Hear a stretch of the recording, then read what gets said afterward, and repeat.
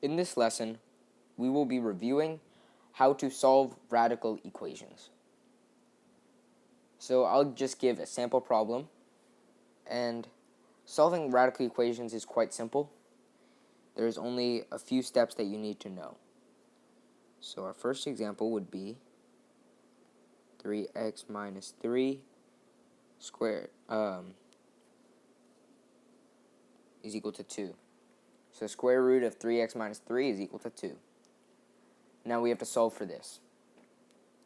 So we have to basically just solve for the variable in the equation. In this case, it would be x.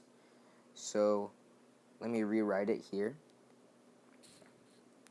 3x minus 3 is equal to 2.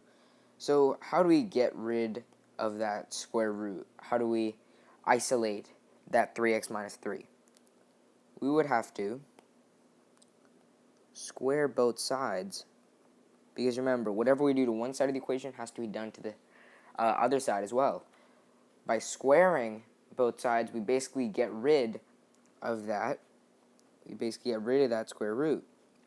So now our new equation would be 3x minus 3 is equal to 2 to the power of 2 is 4. Now we isolate x as much as we can in this step. So we would add 3 to both sides, and our new equation would be 3x is equal to 7. Now, once you reach this stage, we only have one more step to isolate x. So you divide by 3 on both sides. X is equal to 7 by 3.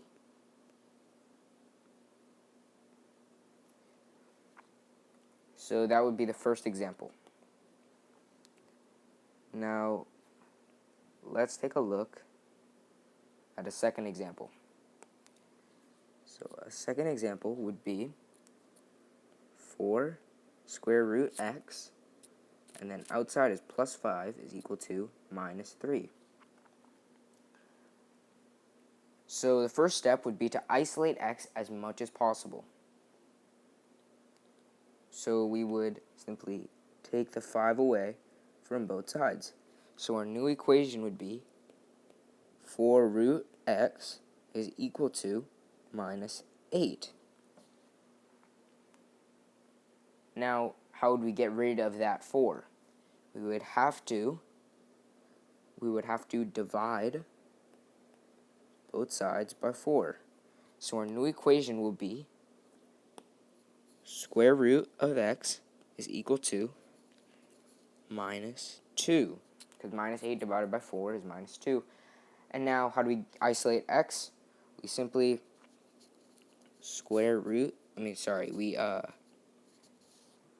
we to the power of 2 both sides, we square both sides, and that'll get rid of the square root of the x. And then we can simply, x is equal to minus 2 to the power of 2 would be 4. 4 is our final answer. So it's really quite simple. It's just you're going to go through steps in order to solve for x. We'll take a look at one more example. Example number 3 would be 3 to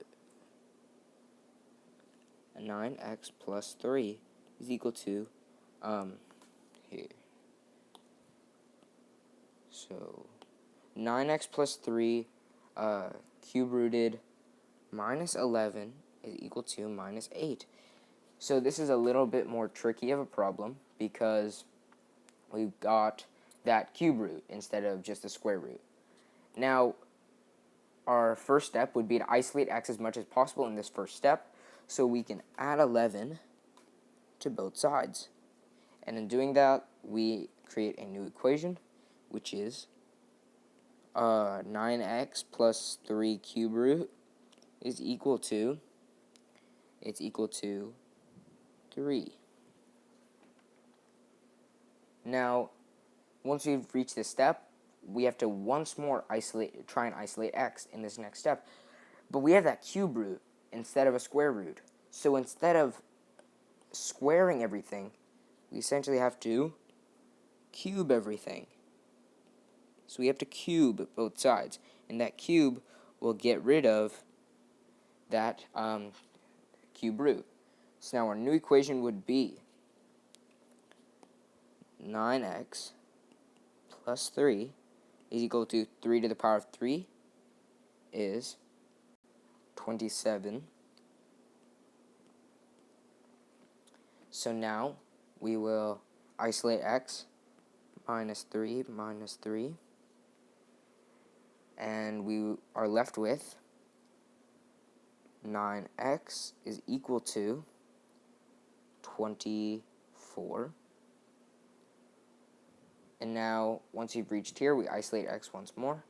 Divide by 9. X is equal to 24 by 9.